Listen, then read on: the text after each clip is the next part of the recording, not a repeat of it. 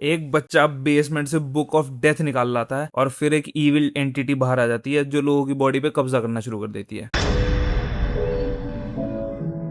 ये है एक demon possession horror movie in the purest sense possible. और इसका प्लॉट सुन के लग रहा होगा कि एक जेनेरिक सी मूवी होगी, पर लेट मी टेल यू, ये मूवी तुम्हारी लाइफ की one of the best horror possession movie होने वाली है। अगर तुमने इससे पहले कोई भी इविल डेड की मूवी देखी नहीं है ना, मैं तुम्हें एक्सप्लेन कर देता हूँ। ये बाकी हॉरर मूवीज जैसी नहीं होती, स्लो बर्न है या भूत धीरे धीरे फैमिलीज को टेरराइज कर रहा है। ये straight up bloody violence movie है। मतलब इसमें इतना ब्लड है, इतना वायलेंस है इस मूवी में। और अगर तुम्हें उस टाइप की मूवीज पसंद आती है ना, तो तुम्हें मजा आने वाला है। मतलब इस मूवी के एक सीन में इतना ब्लड यूज किया है कि एक पूरा एलिवेटर ब्लड से भर जाता है। इस मूवी में एक फैमिली है जो एक अपार्टमेंट में ट्रैप्ड है, और जो मदर कैरेक्टर है एली का, उसको वो एंटिटी पोजेस कर लेती है और उस अपार्टमेंट के अराउंड ही मोस्टली मूवी रिवॉल्व करती है। और ये बाकी हॉरर मूवीज जैसी बिल्कुल नहीं है। इसमें ये नहीं है कि एंटिटी बैकग्राउंड में मूव करेगी, फिर वो लाइट ऑन ऑफ करेगी, फिर वो चद्दर वद्दर खींचेगी। मतलब इसमें जब एंटिटी टेक ओवर कर देती है ना एली को, उसके 1 मिनट के अंदर अंदर वो इतना ब्रूटल तरीके से अटैक करती है ना फैमिली मेंबर पे, कि आपको वो देखते ही समझ आ जाएगा कि मैं किस टाइप की मूवी देखने बैठा हुआ हूँ। और वो इतना जल्दी होता है कि जो फैमिली मेंबर्स है ना, वो वापस अटैक करने से भी कतराते हैं, क्योंकि वो अल्टीमेटली उनकी मॉम है और उस इविल एंटिटी को ये बात पता है। और वो इविल एंटिटी इस बात का इतना फायदा उठाती है ना, मतलब वो सिर्फ फिजिकली हर्ट नहीं करना चाहती उनको। अब जो एंटिटी ने बॉडी पे टेक ओवर किया है ना, तो उस बॉडी की जितनी मेमोरीज हैं वो सब एंटिटी के अंदर आ जाती हैं। और उस एंटिटी को पता है कि इस बॉडी का, एली का जो फैमिली मेंबर से कनेक्शन है वो क्या है। और वो ऐसी ऐसी बातें बोलती है ना कि हर्ट हो सामने वाले को। उसे पता है कि किस बात को पिन पॉइंट करूंगी तो सामने वाले को बुरा लगेगा। उसे पता है कि मैं सामने वाले को इमोशनली ब्लैकमेल कैसे कर सकती हूँ।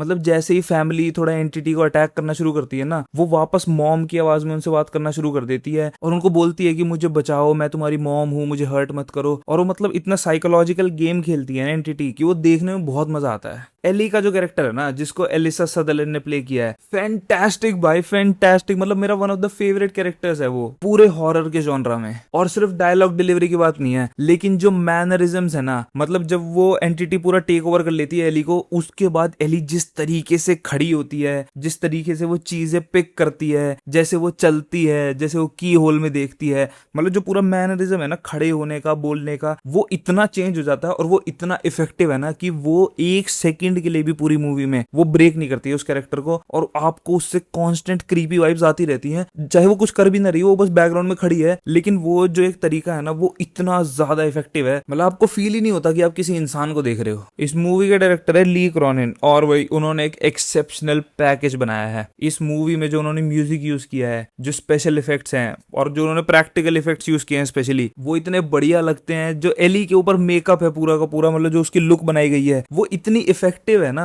बट स्टिल इस मूवी का फेवरेट पार्ट जो है मेरा, वो इस मूवी का कैमरा वर्क। इस मूवी में इतने सारे कैमरा एंगल ऐसे है ना जो आपके दिमाग में घुस जाते हैं और आपको याद रहेंगे बहुत लंबे टाइम तक। और एक सबसे फेवरेट कैमरा एंगल जो मेरा है, उसमें 2 चीजें एक साथ फोकस में होती हैं, कि एक जो आगे कैरेक्टर खड़ा है वो बिल्कुल फोकस में है, और जो उसके बैकग्राउंड में चीजें है ना, वो भी सेम लेवल पे आके और वो भी फोकस में होती हैं। तो आपको 2 चीजें एक साथ दिख रही होती हैं। इस मूवी के क्लोजअप शॉट्स भी बहुत बढ़िया हैं, मतलब बहुत सारे ऐसे शॉट हैं जो बिल्कुल आई बॉल पे जूम कर रखा है कैमरे में, और वो इतने इफेक्टिव लगते हैं। और की होल वाले भी सीन बहुत अच्छे हैं, मतलब दरवाजे की होल से देख रहे हैं हम, और वो फिश आई लेंस के थ्रू लगा रखे हैं, और वो बहुत बढ़िया लगते हैं। इस मूवी के प्रोलॉग की मैं बात करना चाहूंगा। इस मूवी का जो प्रोलॉग है ना, वो मतलब बहुत अच्छा है। आप देखोगे तो मूवी की ना पूरी टोन सेट कर देता है वहीं, और आपको पता होता है कि मैं क्या देख रहा हूँ। और उसके बाद आता है टाइटल कार्ड, और वो टाइटल कार्ड मतलब मेरा one of the favourite title cards है वो आज तक भी, और सिर्फ हॉरर जॉनरा में नहीं, अक्रॉस मूवीज। अब ये मूवी है 1.5 घंटे की, और मेरे हिसाब से परफेक्ट लेंथ होती है मूवीज के लिए। और ये मूवी उस 1.5 घंटे का जो फायदा उठाती है ना, मतलब जो डीमन है ना, वो एली को पोजेस कर लेता है 30 मिनट्स के अराउंड, और उसके बाद जो 1 घंटा बचता है ना, ये मूवी उस 1 घंटे को जो यूटिलाइज करती है, मतलब उस 1 घंटे में से 1 मिनट भी आपको ऐसे नहीं लगता कि ये वेस्ट हो रहा है या फिर यहाँ पे मूवी ड्रैग हो रही है। मतलब परफेक्ट